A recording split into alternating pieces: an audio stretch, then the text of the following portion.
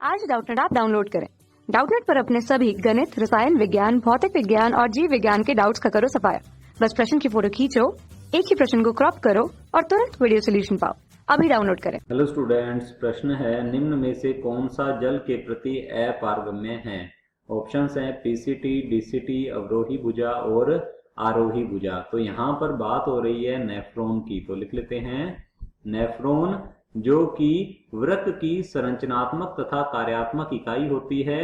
Nephron जो है यह एक नलिकीय रचना है और इस नलिका में भी अलग अलग भाग होते हैं, जैसे कि जो प्रथम भाग होता है इसका वह तो होता है बोमेन संपुट, और उसके बाद आगे की ओर पुनरावशोषण के लिए उत्तरदायी भाग होते हैं, जैसे कि पीसीटी प्रॉक्सिमल कॉन्वोल्यूटेड ट्यूब्यूल या इसे समीपस्थ कुंडलित नलिका कहा जाता है।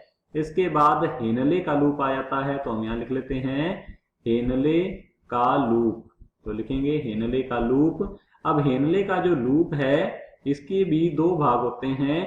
इसकी एक तो भुजा होती है अवरोही भुजा, तो हम यहाँ लिखेंगे अवरोही भुजा, और दूसरी भुजा जो है वह होती है आरोही भुजा, तो यहाँ लिख लेते हैं आरोही भुजा। और आगे की ओर यदि हम बात करें तो इसके बाद हेनले का लूप जो है यह खुलता है डीसीटी में, जो कि है डिस्टल कॉन्वोल्यूटेड ट्यूब्यूल या इसे दूरस्थ कुंडलित नलिका कहा जाता है। और ये दूरस्थ कुंडलित नलिका जो है संग्राहक नलिका में या कलेक्शन डक्ट में खुलती है।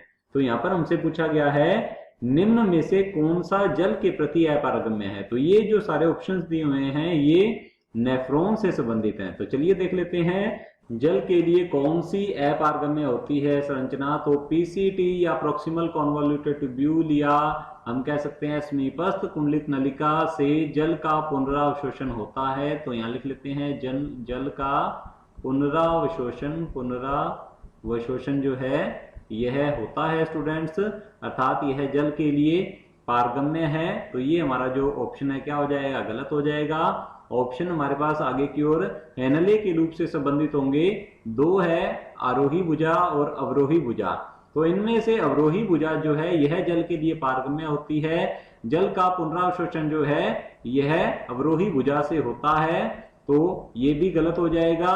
और हेनले का लूप की जो आरोही भुजा है यह केवल आयनों के लिए पारगम्य होती है, तो यहां हम लिख लेते हैं यह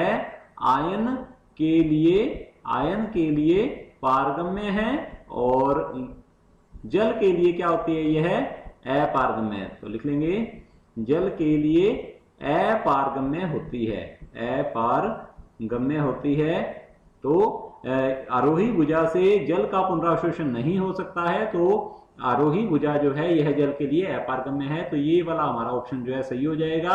आगे की ओर डीसीटी दिया हुआ है डिस्टल कॉन्वोल्यूटेड ट्यूब्यूल या इसे दूरस्थ कुंडलित या सम्मिलित नलिका कहा जाता है, और इसके द्वारा भी जल का पुनरावशोषण होता है, अर्थात यह जल के लिए पारगम्य होती है। तो लिख लेते हैं जल के लिए पारगम्य है, तो ये भी गलत हो जाएगा प्रश्न के हिसाब से, क्योंकि हमसे पूछा गया है निम्न में से कौन सा जल के प्रति अपारगम्य है। तो जल के प्रति अपारगम्य कौन है, हेनले लूप की आरोही भुजा जो है यह जल के लिए अपारगम्य होती है। तो चलिए देख लेते हैं ऑप्शंस की, और ऑप्शन ए दिया गया है पीसीटी, तो ये हमारा ऑप्शन जो है गलत होगा, क्योंकि पीसीटी जो है जल के लिए पारगम्य होती है, तो ये हमारा ऑप्शन गलत है। ऑप्शन बी दिया गया है डीसीटी, तो ये भी हमारा ऑप्शन जो है गलत होगा। ऑप्शन सी दिया गया है अवरोही भुजा, तो ये भी हमारा ऑप्शन जो है गलत होगा, क्योंकि अवरोही भुजा जो है केवल जल के लिए पारगम्य होती है, यह आयनों के लिए अपारगम्य होती है।